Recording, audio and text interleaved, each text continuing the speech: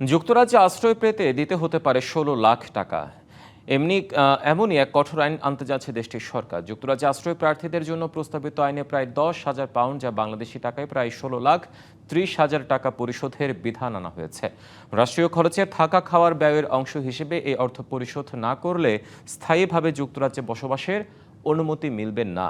যুক্তরাজ্যের দৈনিক গার্ডিয়ানের প্রতিবেদনে বলা হয়েছে, মঙ্গলবার এই সংক্রান্ত প্রস্তাব ব্রিটিশ পার্লামেন্টে উপস্থাপন করা হবে। তবে মানবাধিকার ও শরণার্থী সহায়তা সংস্থাগুলো এই বিধানের তীব্র সমালোচনা করেছেন। তাদের মতে, যুদ্ধ, নির্যাতন ও দুর্ভিক্ষ থেকে পালিয়ে আসা মানুষের উপর এটি কার্যত অতিরিক্ত আর্থিক বোঝা চাপিয়ে দেওয়ার শামিল। অভিবাসন বিশেষজ্ঞদের ধারণা, এই প্রকল্প থেকে সরকারের আর্থিক লাভ খুবই সীমিত হবে, কারণ আশ্রয় পাওয়ার ৫ বছর পরও অধিকাংশ শরণার্থীর আয় তুলনামূলক কম থাকে।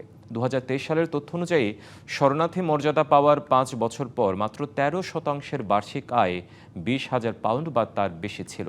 বর্তমানে যুক্তরাজ্যের জাতীয় জীবিকা নির্বাহযোগ্য ন্যূনতম মজুরি বছরে প্রায় ২৫,০০০ পাউন্ড।